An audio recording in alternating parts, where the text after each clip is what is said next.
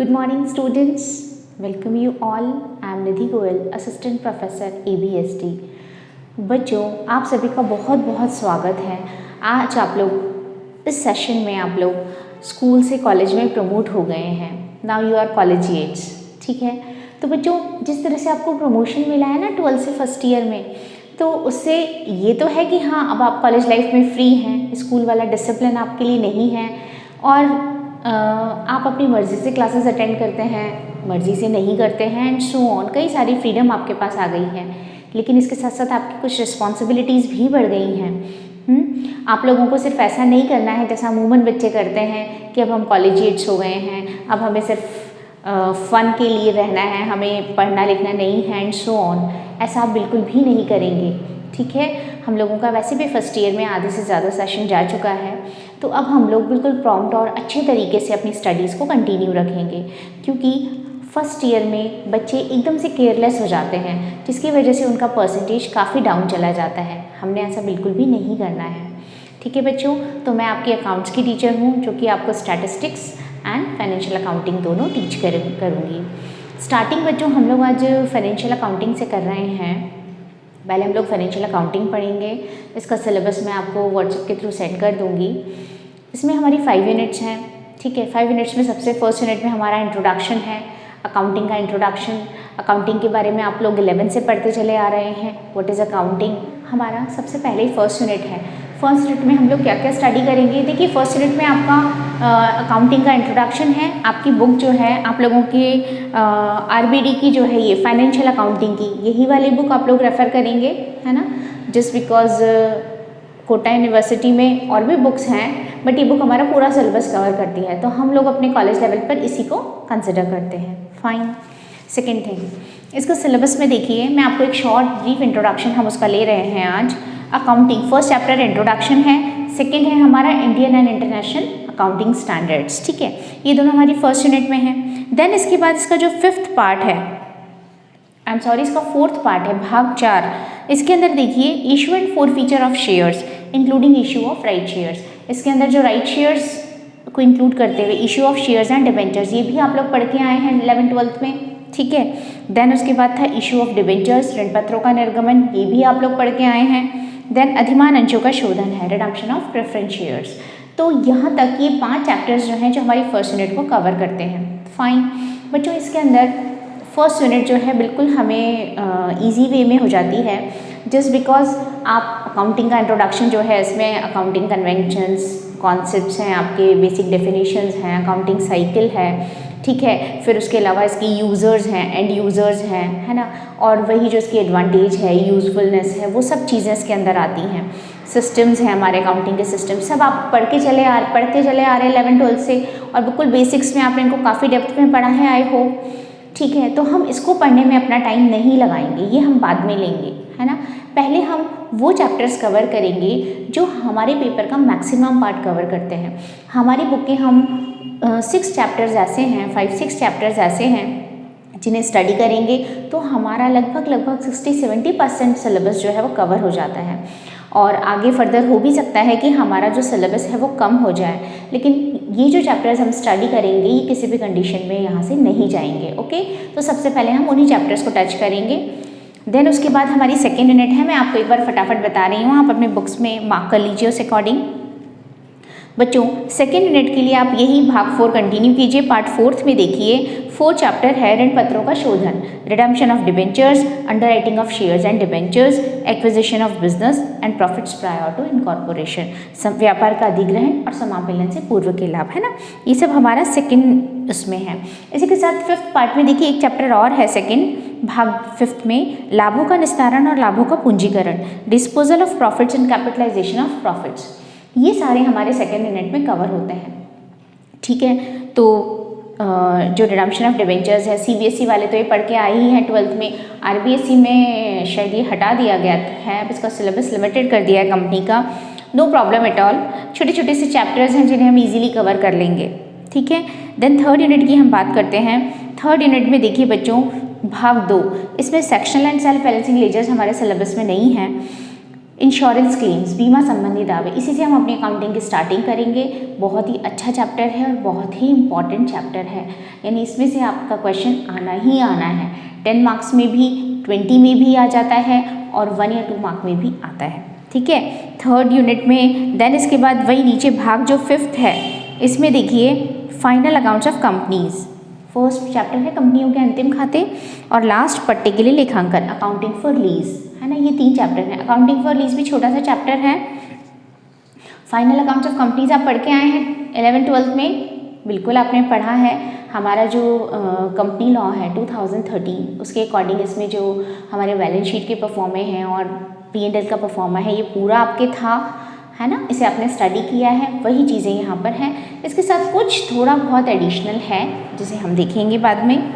Then उसके बाद हम 4th यूनिट की बात करते हैं। भाग 3 में देखिए, पहला है डिपार्टमेंटल अकाउंट्स, विभागीय खाते, और दूसरा शाखा खाता यानी कि ब्रांच अकाउंट। ये दोनों हमारी 4th यूनिट का हिस्सा हैं।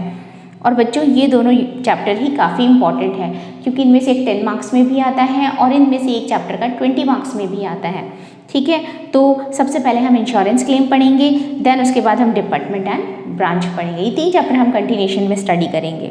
और अब हमारी 5th यूनिट में भाग 5 देखिए, लास्ट पार्ट इसमें 3rd, 4th, 5th, 3rd chapter hire purchase accounts, instalment payments and ethics and accounting. Ethics तो बिल्कुल छोटा सा चैप्टर है, जिसे थ्योरी चैप्टर कहना चाहिए।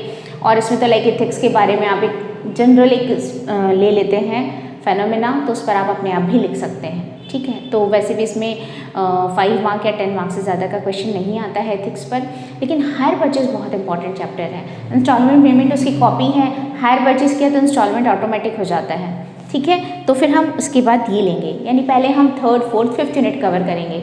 जस्ट बिकॉज फर्स्ट यूनिट आप स्टडी करके आए हैं प्रीवियस क्लासेस में, तो आप कर सकते हैं। सेकेंड यूनिट के जो चैप्टर्स हैं वो छोटे छोटे चैप्टर्स हैं, है ना, वो फर्स्ट के साथ ही होते हैं। तो मैं आपको यहाँ पर इंश्योरेंस क्लेम से स्टार्टिंग करती हूँ। तब तक आप अपनी जो फर्स्ट यूनिट के चैप्टर्स हैं उन्हें अपनी सेल्फ स्टडी करेंगे और उन्हें कंप्लीट करेंगे, ठीक है। मैं ये नहीं कह रही हूँ कि हम नहीं उसे स्टडी करेंगे, हम उसे लास्ट में स्टडी करेंगे, ठीक है। देन उसके बाद हम सेकेंड यूनिट करेंगे, वो भी बाद में करेंगे। तो सबसे पहले हम स्टार्टिंग करते हैं इंश्योरेंस क्लेम से, है ना, बीमा योग्य दावे। तो बच्चों हम लोग स्टार्ट करते हैं इंश्योरेंस क्लेम। इंश्योरेंस क्लेम, है ना, इसे हिंदी में बोला जाता है बीमा योग्य दावे।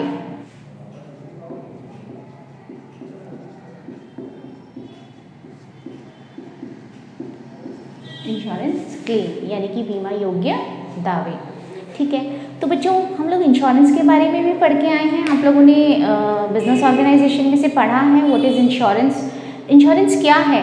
बीमा एक क्षतिपूर्ति का अनुबंध है ना। It's a contract of compensation, यानी कि इसमें क्या होता है बेसिकली, बीमा में आप सिक्योरिटी के पर्पज़ से अगर आप अपनी संपत्तियों का, अपनी एसेट का, अपनी लाइफ का, अपने गोडाउन में रखे हुए स्टॉक का, अपने बिजनेस एंटरप्राइजेस की सेफ्टी चाहते हैं, तो ये सेफ्टी कैसे मिलेगी? कभी भी बाढ़ आ सकती है अगर आप ऐसे एरियाज़ में रहते हैं जहाँ फ्लड्स होती हैं, ठीक है, फायर हो सकती है, कोई और रीजंस हो सकते हैं, नेचुरल कैलेमिटीज़ हो सकती हैं। तो फिर ऐसी कंडीशंस में हम कैसे सिक्योर हों? तो उससे सिक्योरिटी के लिए हमें एक फैसिलिटी मिलती है जिसे हम बोलते हैं इंश्योरेंस। अब इंश्योरेंस का क्या मतलब है? यानी कि कुछ सेटल्ड कंपनीज़ हैं जो कि हमें ये बिल्कुल गारंटी देती हैं, आश्वासन देती हैं कि अगर आपको इन स्पेसिफाइड कंडीशंस में कोई भी नुकसान होता है, लॉसेस होते हैं, तो फिर हम आपको आपके लॉसेस की पूर्ति कर देंगे, यानी उनको कॉम्पनसेट कर देंगे। और इसके बदले में आप एक निश्चित राशि हमें एक निश्चित टाइम पीरियड पर पे करते रहे, है ना, एक फिक्स टाइम इंटरवल में एक फिक्स्ड अमाउंट हम उनको पे करते रहे, जिसे हम बोलते हैं प्रीमियम। अब सपोज़ कीजिए मेरे गोडाउन में काफ़ी ज़्यादा स्टॉक रहता है, ठीक है, इलेक्ट्रॉनिक्स का मेरा काम है, तो इलेक्ट्रॉनिक्स का काफ़ी महंगा सामान मैं वहाँ पे रखती हूँ, है ना, इलेक्ट्रिक आइटम्स काफ़ी सारे रहते हैं। तो कभी भी अगर शॉर्ट सर्किट हो गया, आग लग गई, तो मेरा तो लाखों का नुकसान हो जाएगा। तो उससे बचने के लिए मैं क्या करती हूँ? मैं इंश्योरेंस लेती हूँ, स्टॉक इंश्योरेंस करवाती हूँ। तो ऐसी कंडीशन में कंपनी मुझे कहेगी कि भाई ठीक है, मेरी गोडाउन में अगर 10 लाख का माल है ना, और मैंने अगर 5 लाख का इंश्योरेंस ले लिया, तो कंपनी कहेगी कि ठीक है, हम ये इंश्योरेंस देते हैं आपको, 5 लाख का इंश्योरेंस हम कर रहे हैं, जिसे बोलते हैं अमाउंट ऑफ पॉलिसी। इसके बदले में आप मुझे इतना इतना जो भी उनके कैलकुलेशंस होती हैं उसके अकॉर्डिंग इतना सेट प्रीमियम आप हमें हर महीने पे करेंगे। ठीक है, हम उसे हर महीने इतना इंश्योरेंस प्रीमियम पे करते रहेंगे। और अगर इस बीच में कहीं आग लग जाती है या जो भी स्पेसिफाइड कंडीशंस थी उसकी वजह से हमें कोई लॉसेस हो जाते हैं तो फिर बीमा कंपनी हमें उसका क्लेम पे करती है ना। इसमें एक बात और होती है, हम अभी आगे स्टडी करेंगे, जिसे हम एवरेज क्लॉज कहते हैं, औसत वाक्य। यानी अगर मैंने 10 लाख में से केवल 5 लाख का इंश्योरेंस लिया है ना, तो कंपनी भी जितना लॉस होगा, मैंने 50% का इंश्योरेंस लिया है तो जितना लॉस होगा ना कंपनी उसका 50% ही मुझे रिटर्न करेगी, पूरा नहीं करेगी। आप कहेंगे कि भाई मेरा 2 लाख का नुकसान हुआ, पॉलिसी तो मैंने 5 लाख की ली थी तो मुझे पूरा 5 लाख पे करो। No, not like that. आप अगर स्मार्ट हैं, आपने 10 लाख में से 5 लाख का इंश्योरेंस लिया, 50% का लिया है, तो कंपनी कहेगी कि उस गोडाउन में आपने जितना आइटम था उसका 50% का इंश्योरेंस लिया तो हम भी आपको कॉम्पनसेट केवल 50% ही करेंगे, है ना। इस तरीके से होता है, हम आगे स्टडी करेंगे डेप्थ में। तो इस तरह से, और अगर साल भर 1 साल के लिए था आपका, और अगर आपका इस बीच में कुछ भी मिस हैपनिंग्स नहीं होती हैं और आप जैसे शुरू में थे वैसे ही लास्ट तक आ जाते हैं तो फिर कंपनी आपको कुछ भी पे नहीं करेगी। लेकिन इस कंडीशन में एक बात है, आपको अपने प्रीमियम का लॉस हुआ, आपको उस प्रीमियम के बदले में कुछ भी नहीं मिलेगा। ठीक है, तो एक तरह से क्या हो गया, आपने भी रिस्क ली, सामने वाले ने भी रिस्क ली, और इस तरीके से आप दोनों को सिक्योरिटी मिली। उसे इनकम हुई, इनकम की फॉर्म में। अगर एक कंपनी अगर ऐसे सपोज़ कीजिए 1 साल में 1000 कॉन्ट्रैक्ट करती है या 100 कॉन्ट्रैक्ट्स भी करती है, तो उसमें से 2-5 केसेस ऐसे होते हैं जिसमें कि उनको पे ऑफ करना पड़ता है, बाकी का जो पैसा है वो इनकी इनकम के फॉर्म में काउंट होता है। और आपको ये था कि अगर मुझे 20-25 हज़ार रुपये देकर भी अगर मुझे इतनी इंश्योरेंस मिल रही है तो मैं इस तरह से सेफ हूँ, है ना। लेकिन आप कहेंगे कि हमने तो लाइफ इंश्योरेंस पॉलिसी ली है और उसमें तो हमें इतने साल बाद इतना पैसा रिटर्न मिल जाएगा। तो बच्चों, लाइफ इंश्योरेंस पॉलिसी का अलग होता है, दैट इज़ एश्योरेंस, है ना। उसको हम इंश्योरेंस नहीं कहते हैं, वो एश्योरेंस होती है। और उसमें ये होता है कि एंडोमेंट पॉलिसी और कई तरह की पॉलिसीज़ होती हैं। तो अगर आपने उसमें प्रीमियम जो भी आप है पे करते चले जाते हैं, इस ड्यूरेशन में अगर आपकी डेथ हो जाती है, एक्सीडेंट्स हो जाते हैं, तो कंपनी आपको पे ऑफ करती है, कॉम्पनसेट करती है। लेकिन अगर ऐसा कुछ नहीं होता है और आप पॉलिसी मैच्योर होने तक कंटिन्यूस प्रीमियम पे करते हैं, तो एक टाइम पीरियड के बाद कंपनी आपका सारा पैसा प्लस उसमें जो भी इंटरेस्ट उसको पे करना है वो पे करती है। सारी कंडीशंस पहले से ही होती हैं। लेकिन ये हमारा जो बिज़नेस से रिलेटेड ये जो स्टॉक इंश्योरेंस है, फायर इंश्योरेंस है, कॉन्सिक्वेंशियल मतलब लॉस इंश्योरेंस है, इनमें ऐसा नहीं होता है। ठीक है, तो एनीवेज आप इंश्योरेंस के बारे में पढ़कर आए हैं। ओवरऑल यही हमारा बेसिक इंश्योरेंस होता है। लाइफ इंश्योरेंस पॉलिसीज़ अलग होती हैं, दैट इज़ एश्योरेंस। तो हम यहाँ पर इंश्योरेंस की बात करते हैं। यहाँ बच्चों हम 3 तरह से इंश्योरेंस करवाते हैं। सबसे 3 तरह के इंश्योरेंस स्टडी करेंगे। सबसे पहला है हमारा स्टॉक इंश्योरेंस। ठीक है, तो first one is stock insurance,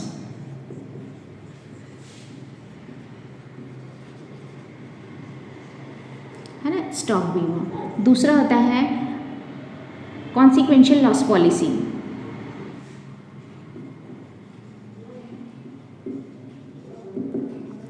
consequential losses यानी कि इन्हें बोलते हैं परिणामी हानि का बीमा।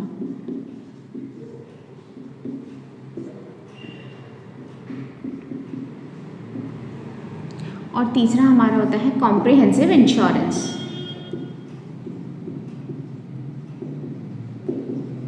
कॉम्प्रिहेंसिव इंश्योरेंस होता है व्यापक बीमा। तो देखिए बच्चों, नाम से समझ आ रहा है, स्टॉक इंश्योरेंस जिसमें हम अपने बिजनेस में जो भी हमारे पास माल है, स्टॉक है, उसका इंश्योरेंस लेते हैं।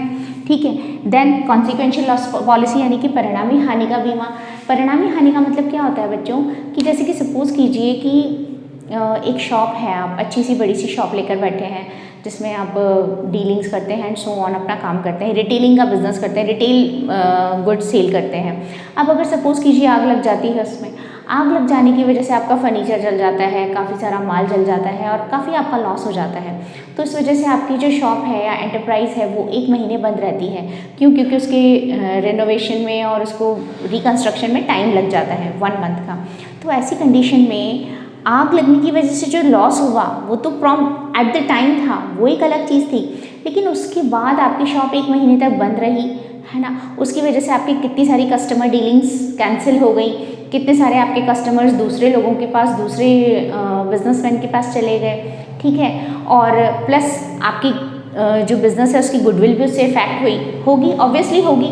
तो ये सारे कई तरह के लॉसेस मतलब आपके किस वजह से हुए हैं, प्लस वर्किंग कैपिटल से रिलेटेड भी आपको लॉसेस होंगे। तो यानी कि आग लगने के बाद उसकी वजह से, उसके परिणाम की वजह से आपको जो नुकसान होता है ना, उसके लिए आप कॉन्सिक्वेंशियल लॉस पॉलिसी लेते हैं, और ये बेसिकली केवल आग लगने की वजह से ही ली जाती है, ठीक है। फिर तीसरा होता है व्यापक बीमा, कॉम्प्रिहेंसिव इंश्योरेंस। तो अच्छा, इसको परिणामी हानि का बीमा मतलब एक तरह से लाभों की जो हानि हो रही है ना आपको, उसके लिए ली जाती है। देन आता है कॉम्प्रिहेंसिव इंश्योरेंस, व्यापक बीमा। व्यापक बीमा में क्या है, स्टॉक और इन दोनों को छोड़कर इसके अलावा जब भी आप और दूसरी चीज़ों के लिए बीमा लेते हैं तो फिर वो कॉम्प्रिहेंसिव में आता है, व्यापक में आता है। सबसे ज़्यादा इंपॉर्टेंट इस चैप्टर में ये दो ही हैं, stock and consequential loss policy. तो सबसे पहले हम देखते हैं कि स्टॉक इंश्योरेंस में हम किस तरीके से इंश्योर्ड अमाउंट और हमारा जो लॉस का अमाउंट है उसको कैलकुलेट करते हैं। स्टॉक इंश्योरेंस में दावे की राशि की गणना 3 स्टेप्स में की जाती है ना, 3 स्टेप्स में की जाती है। मैं आपको हिंदी इंग्लिश दोनों साथ लेके चल रही हूँ कॉमन, तो आई होप दोनों मीडियम के बच्चों के लिए सूटेबल होगा। सबसे पहला स्टेप होता है हमारा determination of stock on the date of fire. जिस दिन आपकी आग लगी उस दिन आपके गोडाउन में कितना स्टॉक था, है ना, यानी कि आग लगने के समय स्टॉक की राशि का निर्धारण, ठीक है। तो इसके लिए हम क्या करेंगे, यहाँ पर हम अपना एक मेमोरेंडम ट्रेडिंग अकाउंट बनाएंगे। जिस दिन हमारा ये जिस ईयर में आग लगी है वो फाइनेंशियल ईयर की स्टार्टिंग से लेकर जिस दिन आग लगी उस दिन तक का हम ट्रेडिंग अकाउंट प्रिपेयर करेंगे, तो हमारा स्टॉक बैलेंसिंग फिगर आ जाएगा, ठीक है। ये हम करते हैं, मैं आपको डायरेक्ट यही बता रही हूँ स्टेप 1 में। चलिए इसको लिख लीजिए, determination of stock on the date of fire. तो इसे निकालने के लिए हम सबसे पहले मेमोरेंडम ट्रेडिंग अकाउंट प्रिपेयर करते हैं। ट्रेडिंग अकाउंट तो आप सबको बनाना आता है, मेमोरेंडम ट्रेडिंग अकाउंट, वही हमारा फॉर्मेट है, पर्टिकुलर्स अमाउंट, ठीक है। सबसे पहले आप यहाँ पर, अच्छा फिर मेमोरेंडम ट्रेडिंग अकाउंट कब से कब तक बन रहा है, पीरियड आप ऊपर मेंशन करती ही हैं, from beginning of financial year to the date of fire. जिस दिन आग लगी उस दिन तक का हम पूरा यहाँ पर बनाएंगे। मैंने मेमोरेंडम वर्ड क्यों यूज़ किया, अगर आग लग गई हो सकता है मेरा स्टॉक सारा मतलब जो अकाउंट्स हैं वो भी जल गए हों, वो भी ख़त्म हो गए हों, तो हो सकता है मुझे अनुमान के बेसिस पे ही बनाना पड़े। अब मैं स्टॉक तो गिन नहीं सकती हूँ ना जिस दिन आग लगी, तो उसके लिए हम मेमोरेंडम यूज़ करते हैं, है ना, जो स्मरणार्थ मेमोरी के बेसिस पे, याददाश्त के आधार पर बनाया जाएगा, तो मेमोरेंडम, ठीक है। तो सबसे पहले आप यहाँ पर लेंगे टू ओपनिंग स्टॉक, जो भी आपका स्टॉक था। देन उसके बाद आपने उसमें जितने भी परचेजेस किए, जो आपका ट्रेडिंग का फॉर्मेट है एज सच, अगर इस पर आपके कोई डायरेक्ट एक्सपेंसेस थे, जनरली नहीं आते हैं यहाँ पर, उसे आप ले लेंगे। फिर यहाँ पर आप लेंगे बाय सेल्स, आपने अब तक कितनी सेल्स की है, ठीक है। और फिर यहाँ पर आप ग्रॉस प्रॉफिट, आपके प्रॉफिट की रेट क्या है, जो भी आपकी ग्रॉस प्रॉफिट की रेट है, जिस रेट से आप उसे अर्न करते हैं वो रेट यहाँ आ जाएगी, उसके अकॉर्डिंग जीपी आ जाएगा। और अब यहाँ पर जो बैलेंसिंग फिगर होगा दैट वुड बी स्टॉक। इसे क्लोजिंग स्टॉक नहीं लिख रही हूँ मैं, देखिए मैंने लिख कर रब किया है, आपको याद रहेगा ये क्लोजिंग नहीं है, हम इसे लिखेंगे by stock on the date of fire and that would be balancing figure, यानी कि जिस दिन आग लगी उस दिन मेरे स्टॉक में का बैलेंस कितना था, ठीक है। सिंपल ट्रेडिंग अकाउंट है, इसमें कुछ नया नहीं है। इसमें क्या खास बात है बच्चों, ज़्यादा तो कुछ खास नहीं है, लेकिन फिर भी एक तो आपको क्या करना है कि हमारे जो स्टॉक्स हैं ना उनको सही सही शो करना है। अगर आपके स्टॉक्स का अंडर वैल्यूशन या ओवर वैल्यूशन हुआ है तो आप उसको करेक्ट करके इसमें शो कीजिए, ठीक है। ऐसा नहीं कि उसकी मतलब उसका अमेंडमेंट बाद में होगा, जैसे अपन पहले करते थे 12th में 11th में, वैसा नहीं है। इस अकाउंट में अगर सपोज़ कीजिए मैंने अपने स्टॉक को 90% पे शो किया था, तो मैं उसको सीधा 100% पे कन्वर्ट करके ही यहाँ पर शो करूँगी। ठीक है, एक चीज़ तो ये हो गई। दूसरा, कभी कभी इसमें क्या होता है कि पुअर सेलिंग लाइन दिया हुआ रहता है। कुछ स्टॉक हमारा ऐसा हो जाता है कि जो मतलब नॉर्मल उस पर सेल नहीं हो पाएगा, है ना, उसमें कुछ ख़राब हो गया है, वो इतना ख़राब हो गया है कि 100 रुपये की चीज़ को आपको 10-20 पर ही सेल करना पड़ेगा। तो फिर इस कंडीशन में हम उसे पुअर सेलिंग लाइन प्रोडक्ट्स कहते हैं। ठीक है, और उनको हम यहाँ पर अलग शो करते हैं। हम आगे इस पर बेस्ड क्वेश्चन करेंगे, तो उसमें हमें 2 कॉलमनर फॉर्म में 2 बनाने होंगे, एक नॉर्मल के लिए और एक पुअर सेलिंग लाइन के लिए। ठीक है, और तीसरी चीज़ आती है इसमें rate of GP, gross profit की रेट। बच्चों आप लोग ये भी स्टडी करके आए हैं कि आपको क्वेश्चन में ग्रॉस प्रॉफिट की रेट कॉस्ट पर दी है या सेल्स पर दी है ना। आपस में इनका कन्वर्जन करना पड़ सकता है आपको क्वेश्चन में सेल्स दी है और आपको दे दी रेट ऑफ जीपी, सकल लाभ की दर आपकी 20% है, लाभों का 20% है, लागत का 20% है। सपोज़ आपको क्वेश्चन में दे दिया गया है कि जीपी इज़ 20% ऑफ कॉस्ट, और जबकि मेरे पास कॉस्ट तो है ही नहीं, तो मैं इसे कैसे कैलकुलेट करूँ भाई। कॉस्ट का 1/5 है, तो सेल्स का कितना होगा, 20% का मतलब कितना होता है 1/5, है ना। इतनी मैथ्स तो सबको आती है। 20/100 यानी 1/5। तो बच्चों अगर ये कॉस्ट का 1/5 होगा ना, तो ये सेल्स का कितना परसेंट होगा, ये 1/6, 1/5 है ना। और सेल्स पर निकालने के लिए मैं क्या करती हूँ, मैं न्यूमरेटर को डिनोमिनेटर में, यानी कि ऊपर वाला जो है अंश, उसको नीचे वाले हर में जोड़ देती हूँ। ऊपर तो 1 तो 1 एज इट इज़ रह जाएगा, नीचे कितना हो जाएगा 1/6 हो जाएगा, तो 1/6 ऑफ सेल्स हो गया। ठीक है, इसी तरह से अगर सपोज़ कीजिए मेरा ग्रॉस प्रॉफिट कॉस्ट का 1/4 है, 25% है, तो सेल्स का कितना हो जाएगा 1/5 हो जाएगा, यानी कि 1 को मैंने नीचे ऐड करके सीधा सीधा लिख दिया। अगर सपोज़ कीजिए मेरा ग्रॉस प्रॉफिट कॉस्ट का 2/3 है, 2/3 है, परसेंटेज जो भी होता है उसको उस फॉर्म में चेंज कर लिया जाता है नॉर्मली। तो यहाँ पर कितना हो जाएगा, ऊपर तो 2 रहेगा और नीचे 2 + 3 5 हो जाएगा, 2/5 40% हो जाएगा। 66% से 40% हो गया। परसेंट निकालने के लिए मल्टीप्लाइड बाय 100 कर देते हैं। इतनी मैथ्स तो आती है, और नहीं भी आती है तो आप बेझिझक पूछ सकते हैं मुझसे, कमेंट सेक्शन के थ्रू आप मुझसे पूछ सकते हैं। ठीक है, तो इस तरीके से हमें ये काम करना पड़ेगा। अगर हमें डायरेक्टली परसेंटेज दिया है तो वो कोई प्रॉब्लम ही नहीं है, लेकिन अगर कॉस्ट का सेल्स पे कन्वर्जन करना पड़ा तो हम इस तरह से कन्वर्ट करेंगे। तो ये हमारा फर्स्ट स्टेप था जिसमें हमने मेमोरेंडम ट्रेडिंग अकाउंट कैलकुलेट किया। इसके बाद इसमें 2 स्टेप्स और हैं, उन्हें हम अपने नेक्स्ट लेक्चर में स्टडी करेंगे बच्चों। ठीक है, तब तक आप इतना अपना कंप्लीट कीजिए, अपनी बुक से इस स्टेप को स्टडी कीजिए, है ना। और आपको पूरी थ्योरी अच्छे से पढ़नी है। अकाउंटेंसी में जनरली बच्चों का ये रहता है कि बस क्वेश्चंस कर लिए एंड सो ऑन, हम हो गए, हमें अकाउंटेंसी आती है। लेकिन बच्चों इस एटीट्यूड के साथ आपको आगे प्रॉब्लम आएगी। आगे लाइक आप अगर कोई भी कॉम्पिटिटिव एग्ज़ाम फेस करते हैं तो फिर उस कंडीशन में वहाँ पर केवल प्रैक्टिकल क्वेश्चंस नहीं आते हैं, वहाँ पर आपको थ्योरीज पढ़नी पड़ती हैं, क्योंकि थ्योरीज ही आपके फंडामेंटल्स क्रिएट करती है और उन्हें क्लियर करती है ना। तो आप एक बार थॉरोली स्टडी कर लीजिए, बस बार बार नहीं करना है, और जो आपको कुछ ऐसा इंपॉर्टेंट लगता है कि याद रखना चाहिए, हमको मेमोराइज करना है, उसको मार्क कर लीजिए, दैट्स इट, क्लियर। तो अब हम अपने नेक्स्ट लेक्चर में इसके आगे के 2 स्टेप्स कंटिन्यू करेंगे, उस पर बेस्ड 1-2 प्रॉब्लम्स जो भी हैं, अच्छे प्रॉब्लम्स लेंगे हम, आपकी इसी बुक से लेंगे प्रॉब्लम्स, पुअर सेलिंग लाइन का भी लेंगे हम, और सिंपल स्टैक क्लोजिंग स्टॉक का भी लेंगे इसमें हम, ओवर या अंडर वैल्यूएशन का, और हम ये मेथड कंप्लीट करने की कोशिश करेंगे। ठीक है बच्चों, थैंक यू।